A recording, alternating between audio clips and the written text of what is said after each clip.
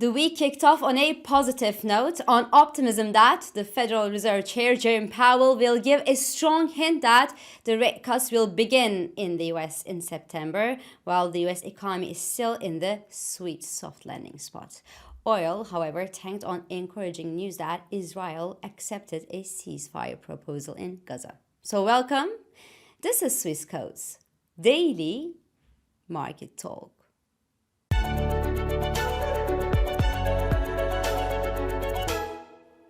So the week kicked off on a positive note, as I said, in the US, on expectation that when Jerome Powell speaks at the Jackson Hole meeting on Friday this week, well, he will deliver a strong hint that the interest rate cuts could begin soon in the US.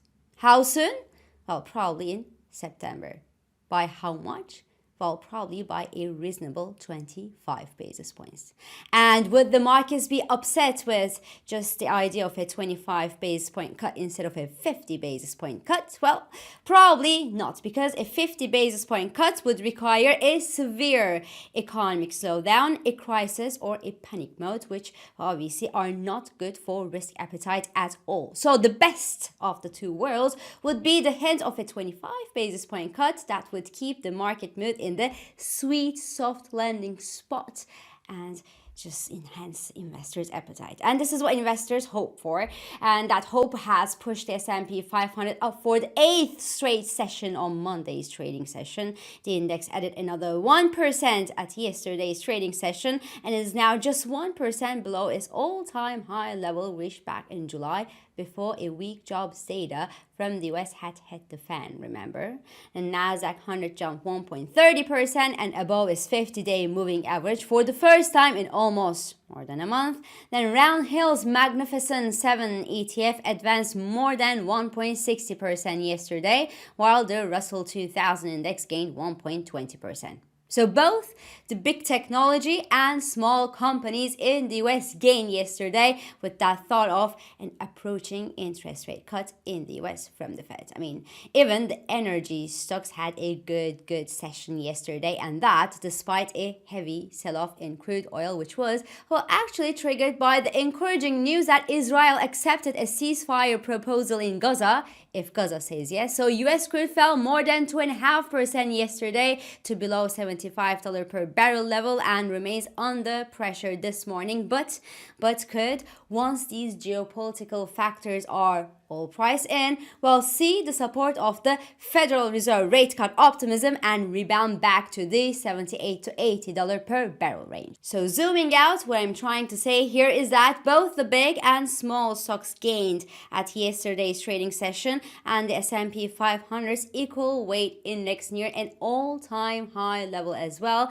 as the market rally nowadays isn't boosted by AI, but by the Fed's rate cut expectations, and the latter benefit to other sectors than only the ones that actually see the direct benefits of investments to AI. So that's the bottom line. But AI were still on the news yesterday and actually helped AMD gain 4.5% at yesterday's trading session after the company announced to buy ZT Systems to increase its capabilities and its expertise to optimize solutions at the systems rack and the data center levels, because customers today no longer want only chips, but they also want these ready-to-use AI solutions. I think that NVIDIA does actually better than their rivals with this ecosystem, and the other companies should improve at. So what will happen is that AMD will be selling ZT Systems data center infrastructure manufacturing unit, and will just keep its system design business, and as such it will hope to compete with NVIDIA in offering fast and at scale AI solutions and not only chips. Well, the news didn't tame appetite for NVIDIA, which also rallied something like more than 4% at yesterday's trading session and closed the session at $130 per share, and even Intel gained yesterday. But wait, if you can't see the move on the daily chart, well, you should look at the bottom of the chart where the Intel price is sitting right now, struggling after having fallen a big chunk on August 1st after releasing poor quarterly results. But all in all, Well, the chip makers are doing better these days than they did a month ago, but the Fed optimism doesn't change the fact that appetite for these chip stocks is dampened by concerns over the profitability of AI investments, and that a rate cut from the Fed could actually enhance rotation toward the non-technology pockets of the market that obviously were left well behind over the past year and a half AI rally, and that would solidify the US stock rally, but with a smaller upside potential as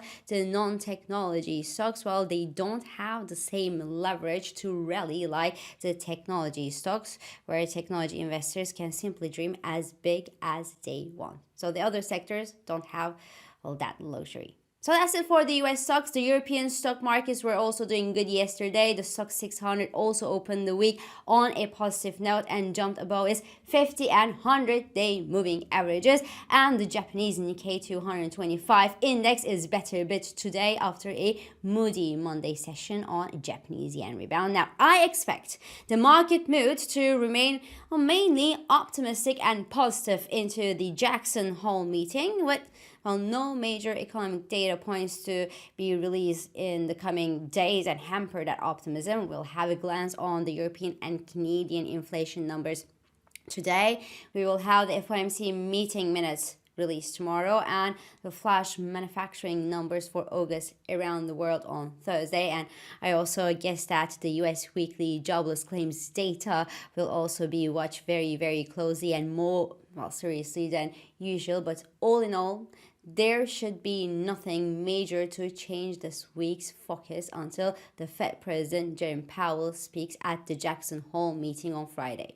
So the US dollar remains weak today, too weak to my taste into that speech.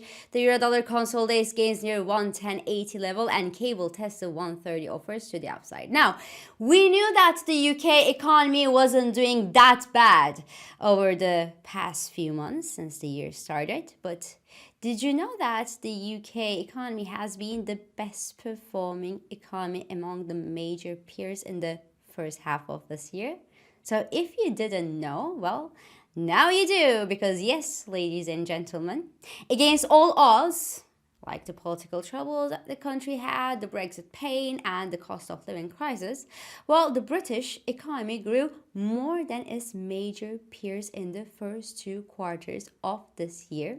And that includes the US. They did even better than the US. And Germany has ranked at the bottom of this range after France and Italy. And the surprisingly good and strong performance from the UK economy keeps the Bank of England those more contained than their Federal Reserve peers and gives support to the pound against the greenback these days. But again, I still think that the US dollar's weakness has gone a bit too far these days, and we shall actually see some downside correction in cable and other major peers against US dollar before an eventual rise in sterling above the 130 level against the greenback. If nothing, the US economy is still doing better than the peers, not the UK apparently, and that alone should give the Federal Reserve less reason to believe that the Federal Reserve should and will cut its interest rates more than the peers in the coming months, that excluding the Bank of England, of course, regarding the latest data. Now, still in the UK, while the British economy and cable outperformed their peers over the past months, the British Blue Chip Index, which is the FTSE 100 index, and which is, as you know, more concerned about the global economic health than the UK's own internal matters due to its high exposure to energy and mining businesses, didn't necessarily do better than the peers, but should continue to see the benefits of reflation flows in the coming months if the rate cuts in the US will start while we are still in that soft landing zone. So this is all for today. I'm İpek Özkardeşkaya, and thank you for joining me, and thank you for all your beautiful and supportive comments. I hope this episode of Market Talk has been helpful and it has been insightful to you. So please do not hesitate to leave your comments, your reactions, and your questions below as usual. Follow us on Instagram, on X, and on LinkedIn for regular market updates. Subscribe to our YouTube channel for daily market comments. And please don't forget to hit the like button on these videos to let us know that you enjoy them. So I will meet you again tomorrow. And until then, good day trading.